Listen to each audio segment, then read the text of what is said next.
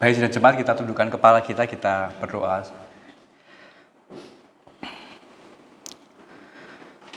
Kiranya Tuhan berbelas kasih dalam kehidupan kami, bahkan di dalam minggu terakhir di penghujung bulan ini. Ada banyak hal yang kami hadapi, kami lalui dalam segala sesuatu kehidupan kami. Baik dalam kedukaan kami, baik dalam kondisi berkat yang Tuhan percayakan dalam kehidupan kami, dalam sukacita yang Tuhan beri. Kami sekali lagi mau mendengar Tuhan menyapa dalam kehidupan kami, bagaimana kami sebagai hidup ini merenungkan sebuah jalan providensia Allah. Mungkin kami mudah mengatakan bahwa Tuhan itu baik dalam kehidupan kami ketika sebuah situasi itu cukup bisa kami handle, tapi kami kadang bisa lepas kendali ketika kami bahkan bisa menyalahkan Tuhan mengapa ini terjadi dalam kehidupan kami. Kami mau berdoa Tuhan biarlah melalui bulan ini di penghujung ini kami menutup di dalam topikal kami tentang doa. Kami tetap melihat Bapa yang baik dalam kehidupan kami, pemilik hidup kami. Kami berdoa usaha hamba-Mu yang penuh dengan terbatas ini, yang hina dapat menyampaikan dengan baik bertanggung jawab di depan Tuhan, jemaat Tuhan juga dapat diberkati. Ini doa kami Tuhan, nama Putra-Mu Tuhan kami berdoa. Amin. Selamat siang Ibu Bapak yang kasih Tuhan. Ya, sekali lagi selamat siang.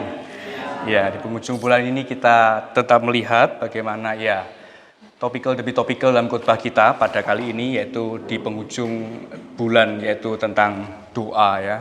Jadi kita di dalam teks hari ini berbicara mengenai merenungkan jalan providensia Allah ya, di dalam doa ya, di dalam salah satu hal yang sekali lagi menjadi sebuah ciri khas gitu ya, menjadi sebuah ciri kehidupan anak Tuhan atau kita yang disebut sebagai orang Kristen ya. Bapak Ibu yang kasih Tuhan, ngomong-ngomong tentang doa adalah jalan providensia Allah.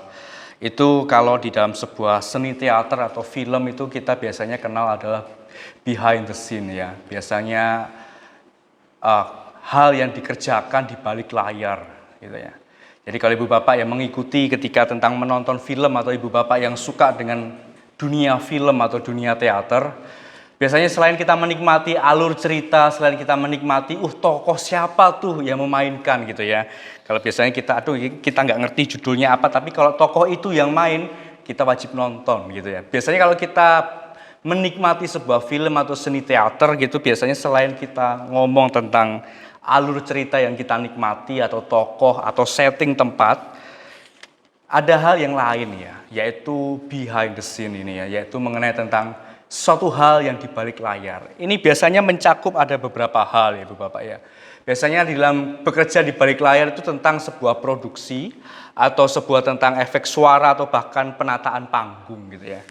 Jadi ada beberapa hal yang memang didokumentasikan gitu ya istilahnya ya, bahwa ada orang-orang yang terlibat nih di dalam sebuah film atau di dalam sebuah teater ini.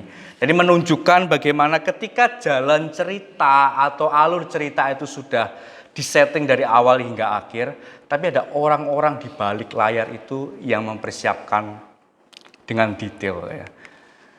Jadi kalau saya mau memakai istilah di balik layar atau behind the scene-nya ini, apakah sekali lagi Tuhan itu benar bekerja di balik layar di dalam kehidupan kita gitu ya. Sesuai dengan doa kita ya tadi ya, mengenai tentang tema kita yaitu merenungkan jalan providensia Allah. Atau benarkah Tuhan itu bahwa tangan Tuhan itu tidak pernah berhenti bekerja ya. Seperti tadi di dalam seni teater atau film, orang-orang benar-benar menyibukkan diri dalam produksi film gitu ya. Selain menikmati alur cerita, baik itu nanti bisa jadi happy ending atau sad ending gitu ya. Tapi di belakang layar itu begitu detailnya dipersiapkan dengan baik ya. Kalau kita pakai bahasa itu meminjam istilah di dalam seni teater atau film, apakah tangan Tuhan itu tak pernah berhenti bekerja ya bagi kita, bagi saya dan juga Ibu Bapak, rekan-rekan kasih di dalam Tuhan. Bapak Ibu, di dalam salah satu pandangan hidup ya dalam kehidupan kita itu yang cukup menarik ya, bahkan juga di kalangan anak-anak muda atau khususnya untuk orang-orang yang sangat dipengaruhi dengan dunia filsafat itu ya stoik atau stoicism gitu ya. Jadi mereka itu selalu meyakinkan bahwa hidup ini adalah sebuah takdir, hidup ini adalah sebuah nasib yang memang kita harus permainkan sebagaimana tokoh di dalam kehidupan kita. Atau kita itu menghidupi sebuah tokoh yang Tuhan percayakan dalam kehidupan kita. Karena sudah Tuhan itu takdirkan gitu ya. Kalau bahasa ini, karena kan ini kan cukup familiar ketika ada salah satu buku yaitu Filosofi Teras, itu cukup hype ya, menjadi salah satu bagian bacaan tersendiri bagi orang-orang yang penikmat daripada filsafat. Dan Stoicism ini juga menjadi satu hal yang ya sudahlah hidup seperti ini gitu ya. Jadi ya kita menerima takdir, padahal di dalam dunia Kristenan kita nggak bisa menerima hal itu, karena itu bukan sebuah pengajaran kekristenan, karena itu adalah sebuah hal yang menentang Tuhan, Sang Pemelihara, yaitu Sang Providensia Agung di dalam kehidupan kita. Ya, mari kita buka Ibu Bapak yang dikasih Tuhan di dalam kitab Rut, pasal yang pertama ayat 1 hingga ayat yang kedua. Ya, jadi tema kita kali ini Ibu Bapak, kita akan belajar tentang beberapa bagian dari kitab Rut. Ya, kalau bisa ngambil istilahnya itu kita akan eksposisi sedikit dalam kitab ini. Karena cukup nanggung ya Ibu Bapak ya, 4 kitab kita akan baca, tapi ya nggak semua detailnya. Ada beberapa ayat-ayat yang menolong kita, sehingga Rut juga menjadi salah satu bagian kitab yang kita selesaikan dalam tahun ini, di dalam khotbah eksposisi. Kitab Rut pasal yang pertama ayat kedua, nanti kita juga akan lanjut di ayat 20, 22, pasal 2 ayat 1 sampai 2, nanti saya akan pandu untuk setiap kita. Ya minta tolong untuk LCD bisa langsung next kan saja, minta dibantu. Rut pasal 1 ayat yang kedua, Rut pasal 1 ayat 1 hingga ayat yang kedua ya, saya bacakan buat Ibu Bapak semua. Pada zaman para hakim pemerintah ada kelaparan di tanah Israel, lalu pergilah seorang dari Betlehem Yehuda beserta isinya dan kedua anaknya laki-laki ke daerah Moab untuk menetap di sana sebagai orang asing. Nama orang itu ialah Elimelek, nama istrinya Naomi, dan nama kedua anaknya Mahlon dan Kilion, semuanya orang-orang Efrata dari Betlehem Yehuda. Dan setelah sampai ke daerah Moab, diamlah mereka di sana. Kita langsung next di ayat ke-20, bisa di scroll atau bisa langsung kita melompati. Ayat 20 pasal yang pertama tetapi kata Rut, janganlah desa aku meninggalkan engkau dan pulang dengan tidak mengikuti engkau. Sebab kenapa engkau pergi dan ke situlah juga aku pergi, dan di manakah engkau bermalam, di situlah juga aku bermalam. Bangsamulah bangsaku dan Allahmulah Allahku. Ayat 22, demikianlah Naomi pulang bersama-sama dengan Rut, perempuan Moab itu, menantunya yang turut pulang dari daerah Moab, dan sampailah mereka ke Betlehem pada permulaan musim menuai jelai. Pasal kedua Ibu Bapak, kita langsung pasal kedua ayat pertama hingga ayat yang kedua. Naomi itu mempunyai seorang sanak dari pihak suaminya, seorang yang kaya raya dari kaum Elimelek namanya Boas. Maka Rut perempuan Moab itu berkata kepada Naomi, biarlah aku pergi ke ladang memungut bulir-bulir jelai di belakang orang yang murah hati kepadaku. Dan sahut Naomi kepadanya, pergilah anakku. Kita langsung masuk di ayat 11.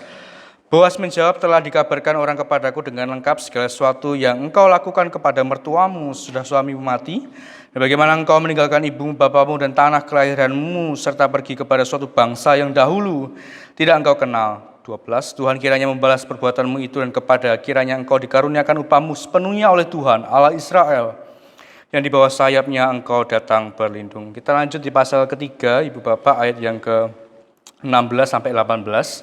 Setelah perempuan itu sampai kepada mertuanya, berkatalah mertuanya itu, bagaimana anakku? Lalu ceritakannya semua yang dilakukan itu kepadanya. Setelah berkata, yang 6 takar jelai ini diberikannya kepadaku, sebab katanya engkau tidak boleh pulang kepada mertuamu dengan tangan hampa. Lalu kata mertuanya itu, duduk sajalah menanti anakku sampai engkau mengetahui bagaimana kesudahan perkara itu, sebab orang itu tidak akan berhenti sebelum diselesaikannya perkara itu pada hari ini juga. Pasal 4 terakhir.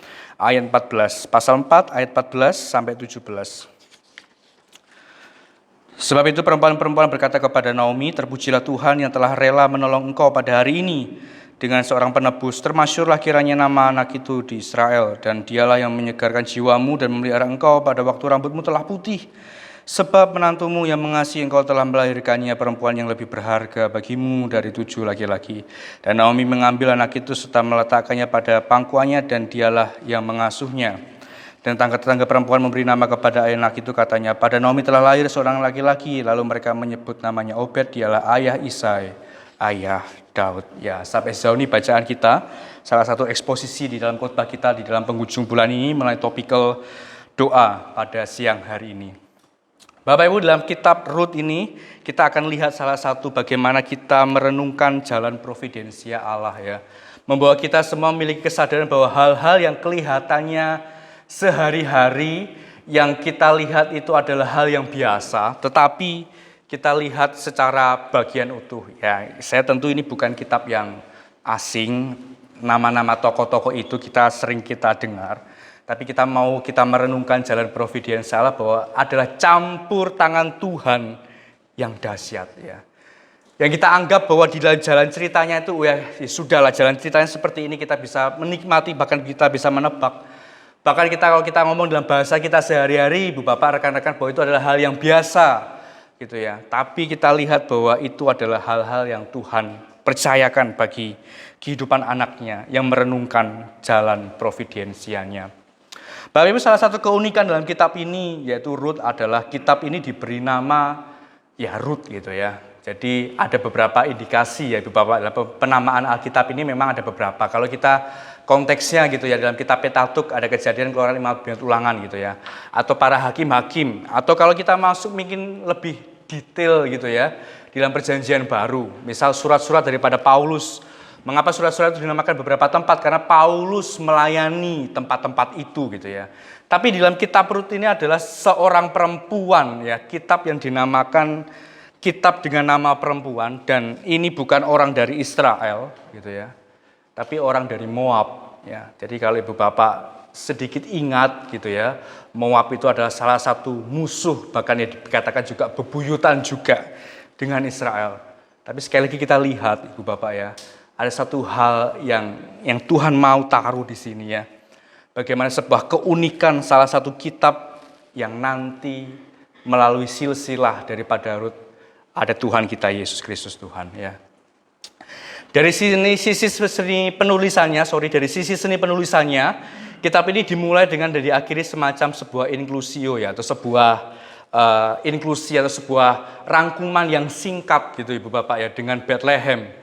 Dan dari semua keunikannya lainnya adalah kitab ini pertama kali menyebut nama Daud ya. Jadi kalau Ibu Bapak nanti lihat Daud daripada keseluruhan daripada raja-raja, atau dari yang lebih detailnya ketika Ibu Bapak membaca Mazmur Daud gitu ya, atau beberapa kitab-kitab yang lain yang menyinggung nama Daud. Tapi Ibu Bapak perlu ingat, kitab Rut adalah kitab yang menyinggung pertama kalinya nama daripada Raja Daud ya.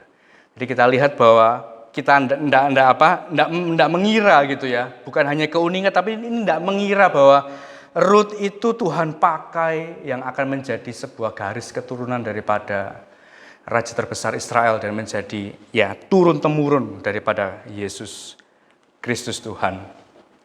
Silsilah orang yang beranggapan bahwa silsilah dalam Alkitab itu tidak penting ya. Jadi kalau kita membaca Alkitab tahunan, biasanya kita akan ngomong kalau ya males kalau kita sudah ngomong ketika tentang bahas beberapa silsilah ya, atau kita membahas mengenai beberapa tata cara peribadatan dalam Perjanjian Lama gitu ya. Yang paling penting adalah ketika saya sering mendengar itu Ibu Bapak kalau ngomong tentang sudah masuk pasal itu keturunan gitu ya. Waduh, ini siapa gitu, enggak pernah tahu, enggak kenal, ya borok-borok kenal gitu. Nama ajanya itu asing gitu. Enggak tahu kita gitu ya. Tapi kalau kita lihat Ibu Bapak, yang kita anggap bahwa itu enggak penting, tapi kita bisa melihat providensia Allah ya. Ya ini sebenarnya kita nggak bisa baca sedemikian detail ya. Kalau mau baca ya di dalam Matius 1 ya. Matius 1 kan jelas ya. Ada beberapa bagian. Lukas lebih indah lagi. Dari belakang dibalik ke depan gitu ya. Jadi ada beberapa hal yang baik yang kita bisa lihat bahwa providensia Allah, pemeliharaan Allah itu ya melalui sebuah hal ini yang anggap kita tidak spesial, tapi Tuhan begitu detail memberikan kepada kita ya. Kemunculan nama Daud ini sangat berhubungan dengan teologi kitab Rut ya. Kemunculan daftar keturunan dalam pasal ini kita juga bisa lihat bahwa Boas itu memperanakkan ya Obed memperanakkan Isai, dan Isai itu menjadi keturunan ya nanti kepada Tuhan kita Yesus Kristus. Bapak Ibu, dengan kata lain, kisah dalam Rut ini sedang menceritakan bagaimana providensia dan anugerah Allah atas garis keturunan Mesias itu terus terpelihara melalui kisah-kisah yang ditampilkan dalam kitab Rut ini ya. Jadi benar-benar Tuhan itu memelihara dari ya detailnya gitu Ibu Bapak ya. Mungkin kita juga nggak bisa berharap lebih baik atau lebih detail. Ya Tuhan harusnya kalau Tuhan itu mau memurnikan ras daripada Israel, ya. Saya bukan rasis di sini enggak ya, tapi kalau kita lihat kalau Tuhan benar-benar mau Tuhan pakai bangsa yang imamat, yang rajani ini, mengapa Tuhan masih mau pakai orang di luar daripada Israel? Tapi Tuhan ngomong enggak, gitu ya. Ya, ini adalah umatku dan aku mau menghendaki hal ini. Maka dari itu kita merenungkan jalan providensia Allah yang mungkin kita bisa menebak tetapi yaitu jauh daripada tebakan kita. Tuhan tahu pemeliharaan yang baik di dalam kehidupan umatnya. Implikasi singkat Ibu Bapak ya menolong kita ya, karena ini cukup jauh kita akan bahas lebih detail. Tapi implikasi singkat sedikit daripada gambaran keunikan kitab Rut ini bahwa peristiwa yang kita anggap itu biasa saja seperti silsilah, justru kita melihat campur tangan Allah yang dahsyat dalam hidup kita, dalam kehidupan perjalanan umat ya. Jadi yang kita anggap dalam perjalanan kehidupan kita sehari-hari itu biasa saja, tapi kita bisa melihat bahwa itu adalah campur tangan Tuhan yang dahsyat dalam kehidupan umatnya.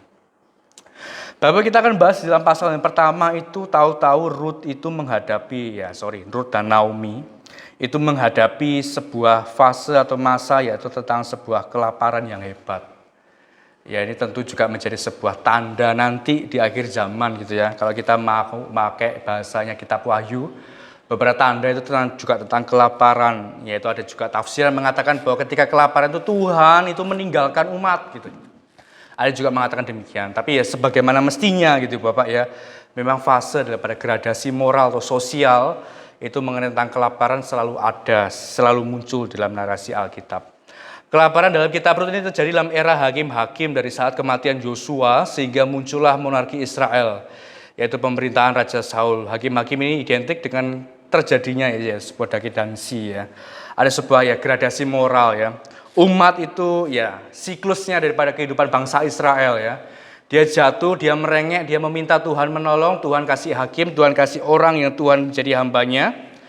Dia dibunuh, dia disiksa atau dikucilkan, Tuhan buang lagi umat, ya siklusnya seperti gitu ya. Macam kehidupan kita gitu ya. Tuhan mungkin kalau ngomong ya, aku bosan melihat kehidupanmu gitu ya. Ya Tuhan kalau bisa ngomong dalam kehidupan kita mungkin begitu juga ya. Kalau kita memakai bahasa narasi perjanjian lama gitu, tapi Tuhan gak pernah bosan ya. Tuhan mengasihi kita Tuhan ya dengan providensianya, pemeliharaan Allah yang baik dalam kehidupan kita. Oleh sebab itu Ibu Bapak, akibat dari kelaparan ini mengapa mereka itu langsung berimigrasi ya. Jadi dari sebelum kematian daripada Elimelek itu mereka harus pergi. Ya ini kan juga kalau kita lihat ya ada kisah-kisah sebelumnya yang jauh ya, bapak leluhur mereka ya mungkin daripada Yusuf gitu. Peristiwa ini juga terulang kembali ya. Jadi dari Bethlehem ke Moab sekitar 80 km dengan berjalan kaki sekitar 7-10 hari ya. Tapi yang menjadi tragisnya adalah Ibu Bapak ketika kita ngomong tentang tempat ini adalah tempat daripada Bethlehem ya.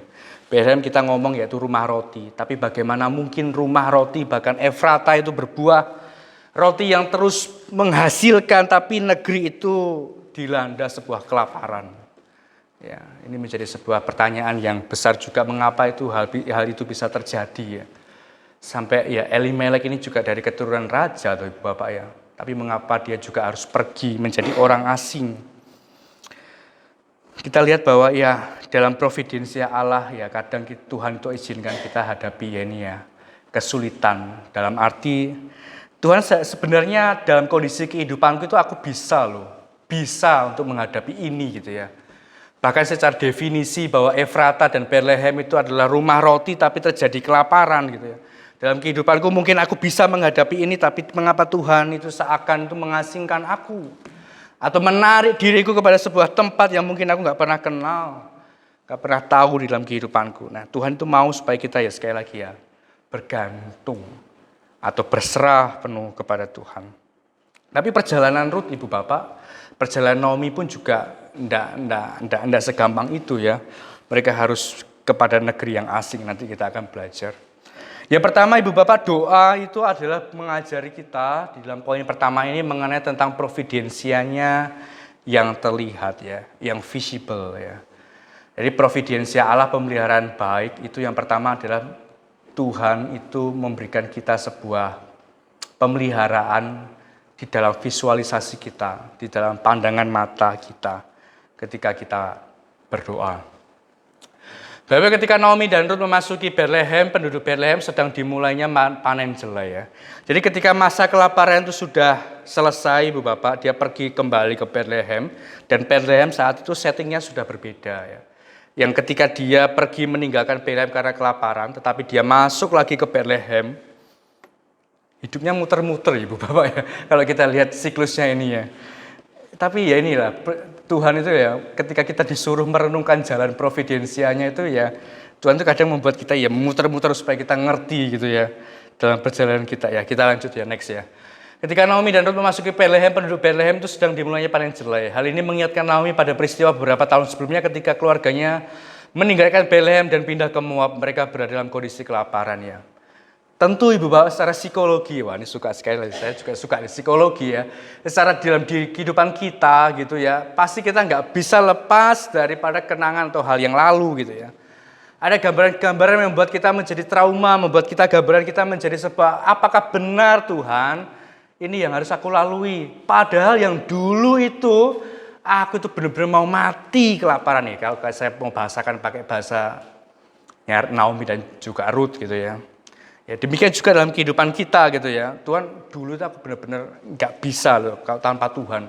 Apakah benar Tuhan di depanku ini ya ini jalan ketika aku merenungkan jalan providensiamu gitu ya. Tapi sekali lagi ya, penyertaan Tuhan dari masa lalu hingga sekarang itu ya benar-benar ya dahsyat ya dalam kehidupan kita. Ya saya mau mengaminkan ini ya. Ya untuk setiap kita dan juga Ibu Bapak juga ya. Bahwa yang lalu itu menjadi sebuah gambaran kita bahwa Tuhan itu menolong loh yang lalu ya. Demikian juga ya. Sebenarnya Ibu Bapak, Ruth juga Naomi itu juga bukan hanya, wah sudah ya masa kelaparan sudah selesai aku masuk ke negeriku. Mereka itu nggak punya ladang loh ya. Ibu Bapak harus perlu ingat, bagi mereka yang punya ladang mereka sangat ya senang sekali. Tapi bagi mereka yang nggak bisa ya, kita akan lihat ya pasal 2, pasal 3, keempat. Tuhan memakai luar biasa, begitu detail di dalam jalan providensia Allah. Panen jelai merupakan panen pertama dalam siklus kalender orang Israel yang ditandai dengan perayaan Hari Raya Paskah. Ya, jadi ada beberapa detail ya secara secara timeline waktu daripada Perjanjian Lama. Ada beberapa perayaan-perayaan besar yang sudah di dalam penanggalan daripada Perjanjian Lama itu. Masuknya Naomi dan Ruth ke Bethlehem bersama dengan dimulainya panen jelai itu mengisyaratkan ada sebuah harapan, mengisyaratkan sebuah ada hal-hal yang baru yang mau mereka lakukan ya. Namun kita juga tahu bahwa mengingat bahwa Naomi dan Ruth itu tidak memiliki ladang ataupun mata pencarian yang akan pasti ya. Tapi ada sebuah hukum yaitu gleaning ya. Gleaning ini Tuhan pakai untuk ya itu tadi ya. Ada beberapa semacam rempahan atau pungutan-pungutan yang jatuh itu yang akan diambil. Yang ini kita akan bahas secara detail. Allah telah memperlakukan hal ini terlebih dahulu. Hukum gleaning adalah hukum yang mewajibkan para tuan tanah untuk tidak memetik hasil panen dengan sengaja sampai benar-benar habis dan memberikan kepada orang-orang yang memang membutuhkan untuk memungut cecaran hasil panen yang mentah yang mentah tersisa atau terjatuh ya. Jadi Tuhan itu bukan hanya menyiapkan walaupun Naomi dan juga Ruth tidak punya ladang, tidak punya tempat ketika memanen, tapi Tuhan masih memberlakukan sistem hukum itu untuk memelihara. Ya. Saya sekali lagi bukan kaum kanan atau kaum kiri Bu Bapak. Sistem itu enggak baik, itu enggak ya.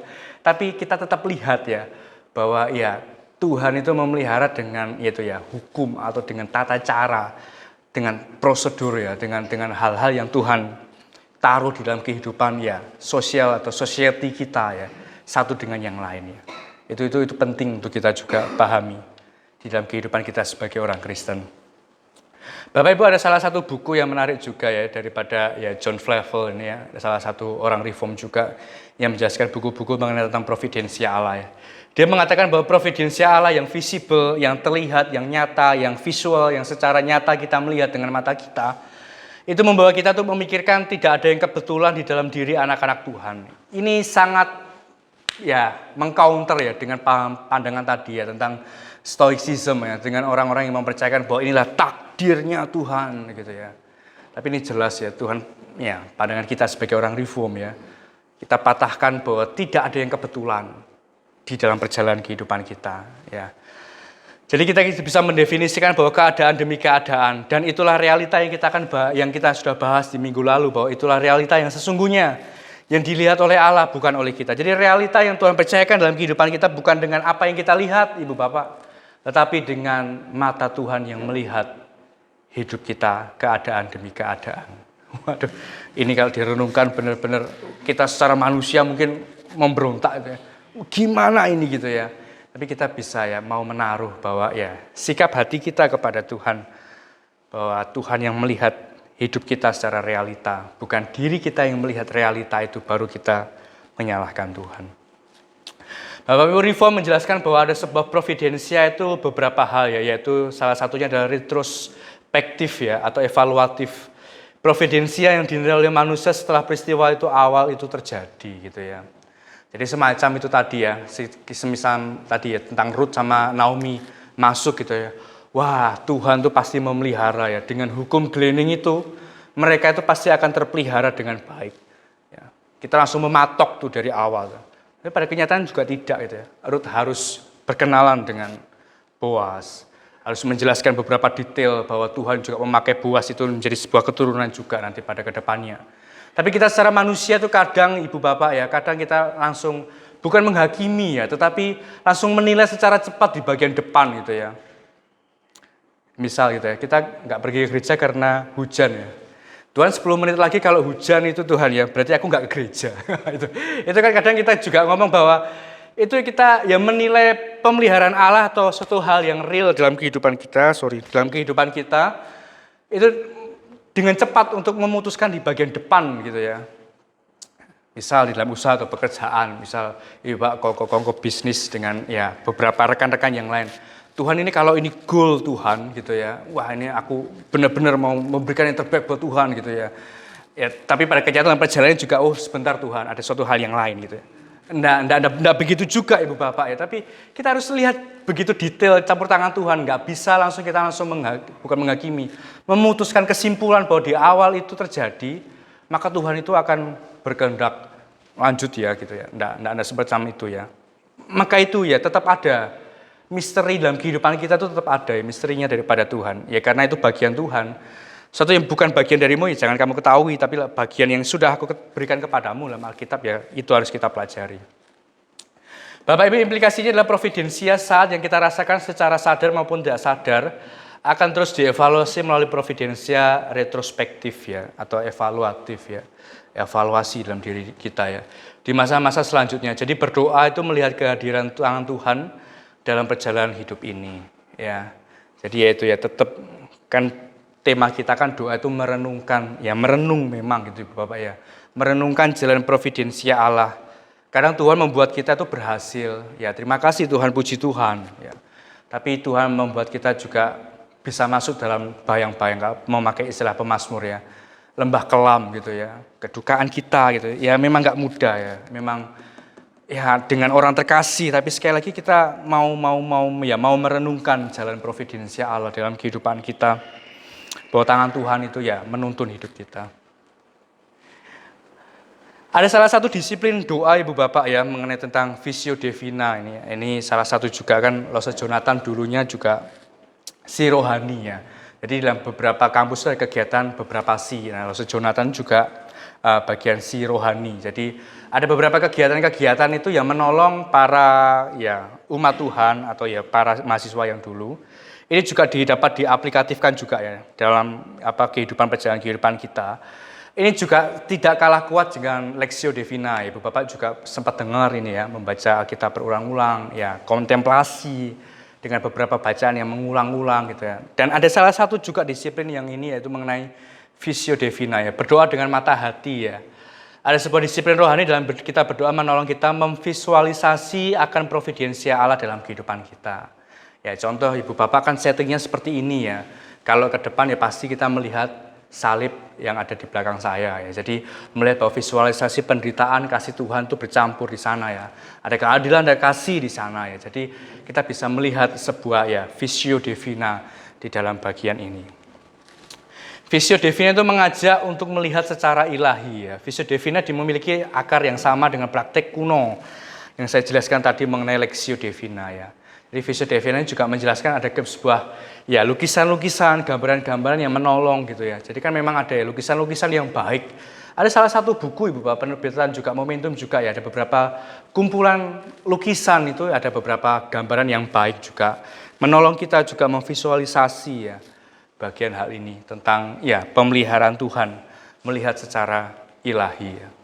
Ada salah satu kutipan yang saya mau kutip buat Ibu Bapak semua ya, tentang Visio Divina ini, salah satu gambaran mengenai melihat Tuhan ya secara ilahi dengan mata Tuhan.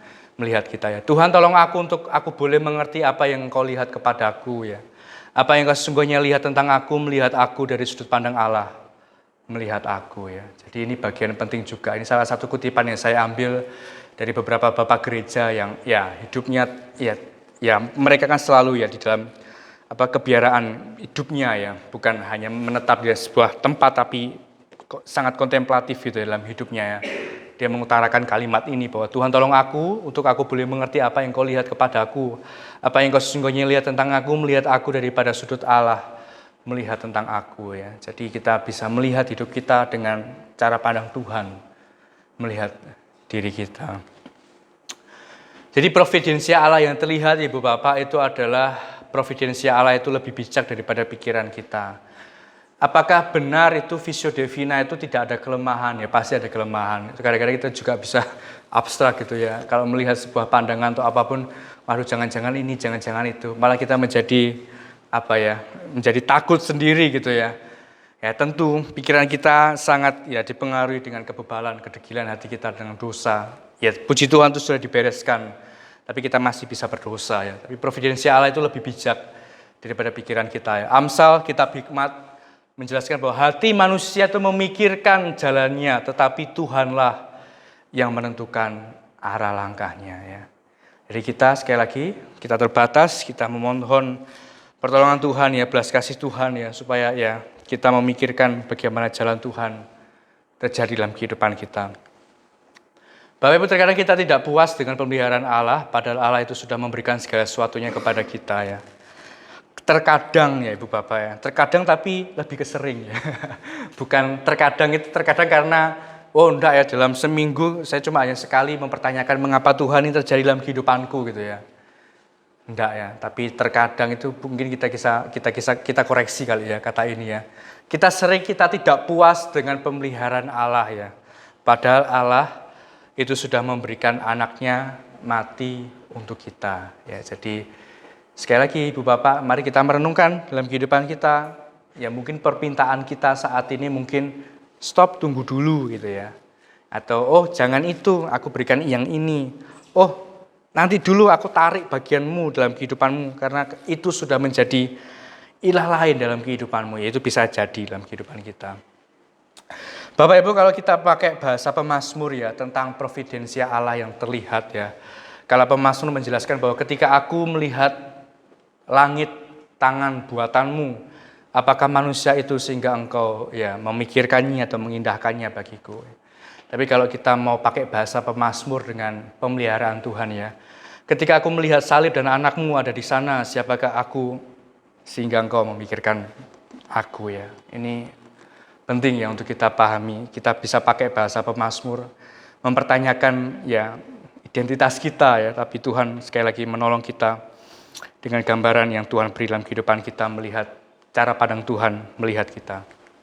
Terakhir Ibu Bapak, providensia Allah yang tadi terlihat tapi sekarang tidak terlihat, yang invisible ya, yang tidak terlihat providensia Allah. Ini saya senang nih. Poin terakhir ini kita bisa menebak-nebak ya bagaimana cara Tuhan yang kreatif itu ya. Rut pasal 3 sampai ke 4 itu Alkitab memakai satu kata yang menarik, yaitu kebetulan ya. Ya, kalau pakai bahasa teknisnya itu ya. Ketika Rut masuk ke salah satu ladang yang ternyata milik Boas ya. Banyak ladang, banyak pemilik, banyak tuan, tapi seakan-akan Tuhan men-setting itu ya. Supaya Rut masuk kepada ladang Boas. Dan kita bisa lihat ternyata Boas itu juga keponakan daripada Elimelek.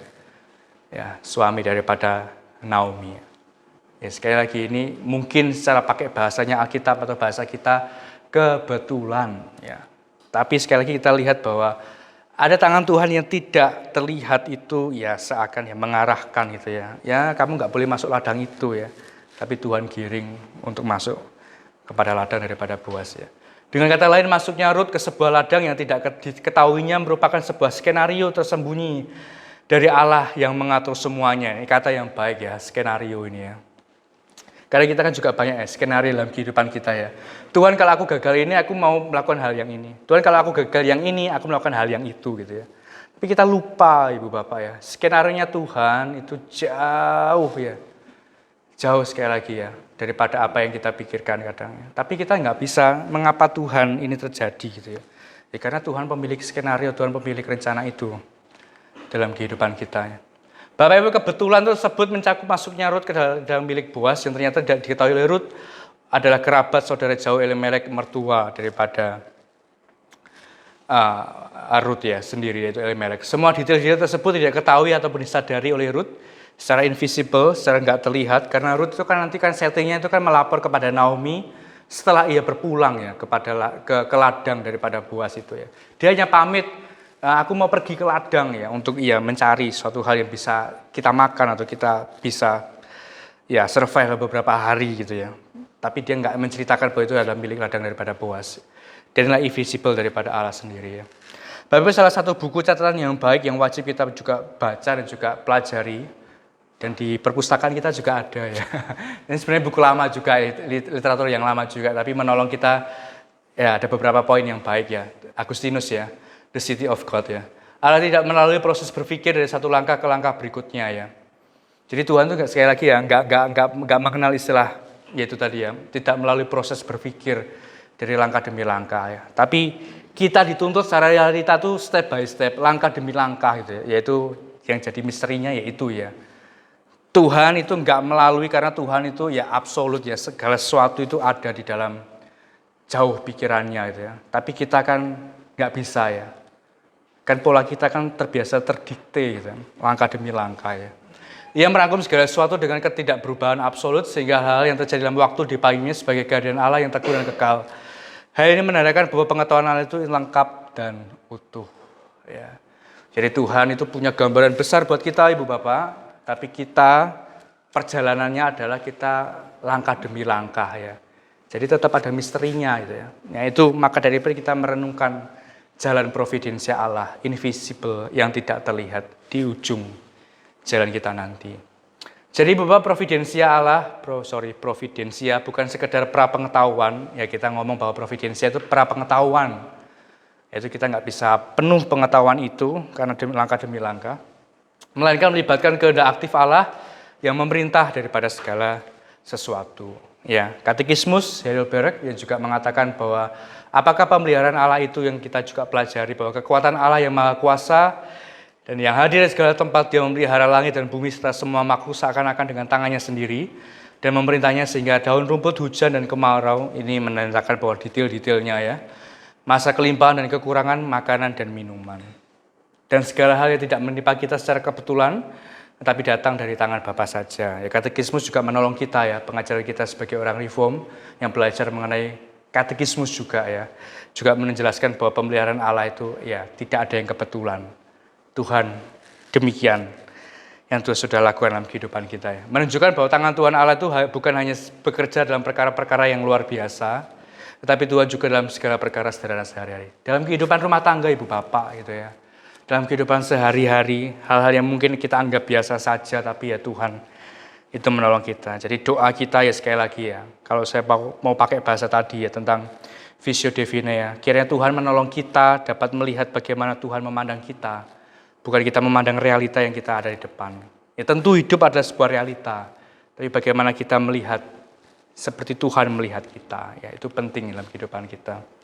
Terakhir Ibu Bapak, supaya kita lebih detail lagi dalam Rut ini bahwa dalam peraturan hukum ini ditetapkan bahwa pemungut hanya boleh memungut bulir gandum yang biasanya telah diikat oleh pengerja perempuan. Namun Rut mendapatkan izin ya dari Boas untuk melakukan sesuatu yang di luar kebiasaan orang saat itu, yaitu mengumpulkan ya bulir jela ya.